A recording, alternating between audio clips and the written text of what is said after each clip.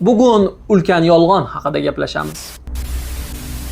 Bugungi mavzuyimiz ancha jiddiy va sizga kutilmagan bo'ladi. Ya'ni bugun suvning haqiqatlari haqida gaplashamiz. O'zi 8 stakan suv ichish qanchalik to'g'ri va bu qachon paydo bo'lgan?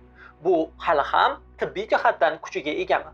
Chanqoq hissi rostdan ham bizni aldaydimi yoki bo'lmasam chanqoq hissini kutmasdan ham suv ichishimiz kerakmi? Bu qanchalik to'g'ri ekanligini video davomida bilib olasiz va kam suv ichish buyrak tosh kasalliklariga sabab bo'lmasligini aynan faktlar orqali sizga keltirib beraman.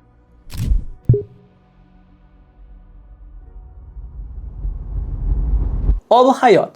Shunchaki suv bizning tanamizda 67% ni tashkil qiluvchi, ba'zi bir manbalarda 65% ni tashkil qiluvchi modda hisoblanadi va suvda barcha biologik jarayonlar, reaksiyalar kechadi va aynan mana shu suv tufayli yer yuzida hayot paydo bo'lgan.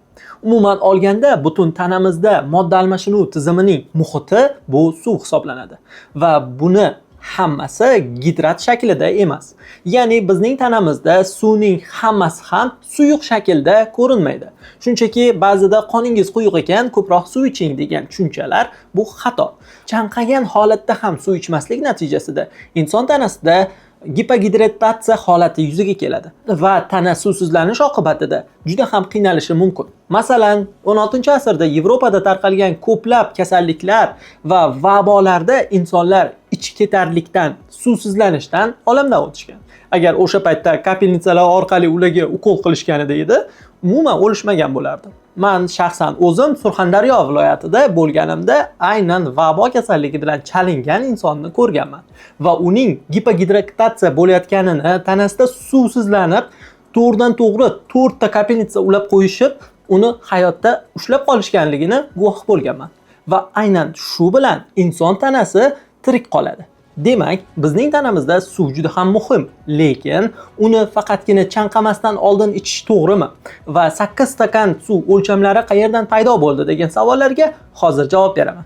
Undan oldin esa siz ushbu kanalga obuna bo'ling, like tugmachasini bosing va qo'ng'iroqchani yoqib qo'ying. Chunki bundan ham qiziqroq videolarimiz kanalimizda bor. Undan keyingi videolarimiz yanada qiziqroq bo'ladi va sog'ligingiz uchun foydali bo'ladi.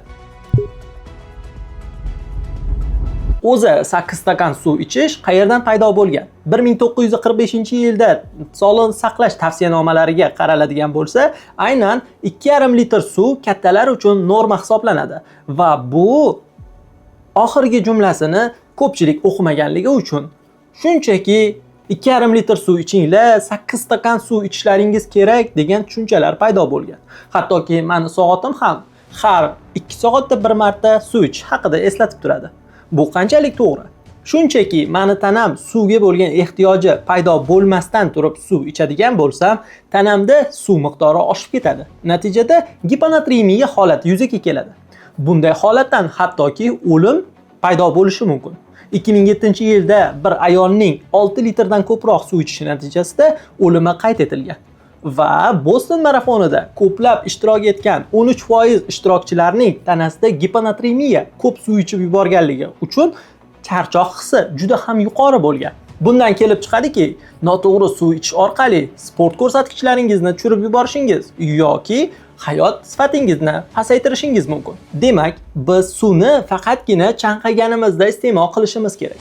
Undan tashqari, bitta insonning suvga individual ehtiyoji 1 litrdan 6 litrgacha o'zgarib turadi. Bunda uning jinsi, yoshi, vazni va mintaqasi, ob-havo holatlari hisobga olinishi kerak. Agar inson ko'p terlayotgan bo'lsa, ko'p suv yo'qotayotgan bo'lsa, unda suv ichish uchun oddiy holatda ham o'ziga ehtiyoj paydo bo'ladi. Agar sizning tanangiz ko'p suv sarf etmasa, unda siz ko'p suv iste'mol qilishingiz shart emas. Umuman olganda, minimumda bir kunda inson 1 litr suv sarf qiladi.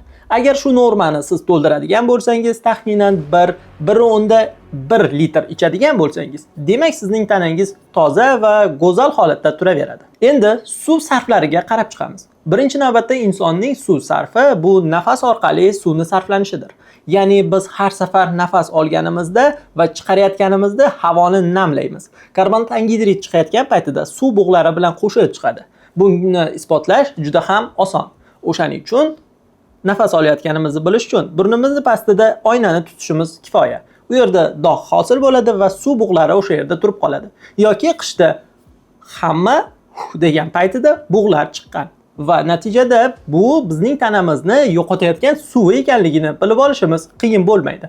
Ikkinchi suv sarfimiz esa bu terlash orqali. Terlash orqali bizning tanamiz taxminan 1,5 litrdan 3 litrgacha suv yo'qotishi mumkin. Bu ham aynan muhit bilan bog'liq holda o'zgarishi va insonning individual ko'rsatkichlariga to'g'ri kelishi mumkin. Uchinchi suv yo'qotish esa hamma bilganidek siydik chiqarish yo'li bilan, ya'ni buyraklar orqali tanani azot, qoldiq azot va ko'plab tuzlardan tozalash yo'li hisoblanadi va buyraklar bizning tanamizdan siydik kislotasini chiqarib yuboradi. Mochovoy kislota agar tanadan to'g'ri chiqarilmasa, bo'g'im kasalliklariga, ko'plab yomon kasalliklarga sabab bo'ladi. Buning natijasida bizning tanamizda ko'plab o'zgarishlar, fiziologik buzilishlar hosil bo'lishi mumkin. Lekin endi eng muhim narsani aytaman. Buyrak tosh kasalliklarining eng asosiy sababi esa bu tanangizda magniy elementi yetishmovchiligidandir. Aynan magniy yetishmasligi natijasida bizning tanamizda ko'plab tomirlarning spazm holatlari yuzaga keladi va natijada bizning organizmimiz suvsizlanishdan ko'ra og'irroq bo'lgan narsaga duch keladi va buni oqibatida buyraklarda kristallanish boshlanadi. Buyrakning piramidasimon qismida esa kristallar tuz shaklida cho'kadi. Agar ma'lum bir muddat ichida bu tuzlar tosh shaklida u yerda yig'iladi. Buyrakdan tosh ko'chishi natijasida og'riq hislari paydo bo'lishi mumkin. Buni boshidan o'tkazgan insonlar juda ham yaxshi biladi. Endi esa sanoatda va savdo marketingi bo'lgan bitta sirni ochaman. Ya'ni suv bilan biznes qiluvchi insonlar sizni tanangizga haddan tashqari suv kerak deb aytadi. Suv sotishdan 1 yillik daromad butun dunyo bo'yicha 45 milliard dollarni tashkil etadi va natijada ko'plab insonlar uchun bu suv targ'iboti juda ham kuchli darajada moliyalashtiriladi. Umuman olganda bizning tanamizga kerakli suvni doimo o'zimiz topa olamiz. Aynan siz sotib olayotgan suvning tan narxi aslida siz to'layotgan 10% pul ham emas. Shunchaki biz suvni sotib olayotgan paytimizda uning uchun emas, uni qadoqlash uchun qilingan xarajatlar uchun to'laymiz. Lekin bir narsani unutmang. Siz har xil suvni ko'rinishlarda iste'mol qilishingiz bu tanangiz uchun foydali degani emas. Uni choy shaklida, kofe shaklida, har xil ichimliklar shaklida, ovqat shaklida iste'mol qilishingiz mumkin. Lekin tanangizga toza suv va tarkibidagi magniy minerali kerak bo'ladi. Agar magniy minerali nima uchun yetishmayotganini bilishni istasangiz, aynan kommentariyani o'qib ko'ring. Chunki kommentariyada sizga magniyning qanaqa turlari kerakligi va ularni qanday iste'mol qilish tartibi haqida to'liq batafsil yozilgan bo'ladi. 1993-yilda suv ishlab chiqaruvchilar tomonidan targ'ibot natijasida ko'plab insonlar butun tanaga 2,5 litrdan suv ko'proq kerak degan tadqiqotni inkor etishdi. Aynan 2002-yilda professor Hans bu tadqiqotni o'rganib chiqdi va natijada umuman asoslar topilmadi. Shunchaki inson tanasiga bir kunda 8 stakan suv emas, oddiygina 2,5 litr suv kerak va u nafaqat suyuqlik shaklida, balki ovqatlar shaklida ham kirib keladi. Agar sizning tanangiz, sizning instinktingiz suv ichishni xohlamayotgan bo'lsa, unda demak sizda suvga bo'lgan ehtiyoj yo'q. Siz o'zingizni tanangizni xo'jayinisiz. Shuni bilingki, inson tanasida to'g'ri reaksiyalar ketishi uchun u bitta narsadan, dangasalikdan ehtiyot bo'lish kerak. Sog'lom bo'lish uchun oddiygina dangasalik qilmang. Ko'proq jismoniy faol bo'ling, to'g'ri suyuqliklarni keragicha iste'mol qiling. Ko'p suyuqlik ichish ham, kam suyuqlik ichish ham bu zararli hisoblanadi. Bu bilan men sizni tanangizga umuman suv ichmanglar, yo bo'lmasam faqat suv ichinglar degan narsani targ'ibot qilishni emas, shunchaki tanangizni eshitishni o'rgatmoqchiman. Har qanday organizm o'zi uchun eng yaxshi laboratoriya hisoblanadi. Masalan, shamollagan paytimizda nimandir odamni o'zini yegisi kelishi bu intuitiv nutritsiologiya, ya'ni intuitiv nimandir xohlash bilan kechadi va inson o'zini tanasiga yetmayotgan narsanigina xohlaydi. Hattoki bunga hayvonlar e'tibor beradi. Masalan, nimadir kasallikka chalingan hayvonlar ma'lum bir mevani topib borib yeydi. Bu esa tabiatning bergan inomidir. Agar video sizga yoqqan bo'lsa, aynan magniy haqidagi savollaringiz ham bo'ladigan bo'lsa, unda kommentariyada siz savollaringizni keltiring va shaxsan o'zim sizning kommentariyingizga javob beraman va kommentlarda siz o'zingizdagi kasalliklarni to'liq ifodalab berishga harakat qiling. Chunki ko'plab kommentlarda menda oddiygina mana shu narsa bor va buni qanday qilib yechsam bo'ladi deyshadi. Shuning uchun ko'proq ma'lumot bersangiz, sizga to'g'ri keluvchi maslahatni berishga harakat qilamiz. Hamda ushbu Hayot Balansi kanalini moliyalashtirayotgan Sport Nutrition do'koniga o'z tashakkurlarimizni bildirib qolamiz.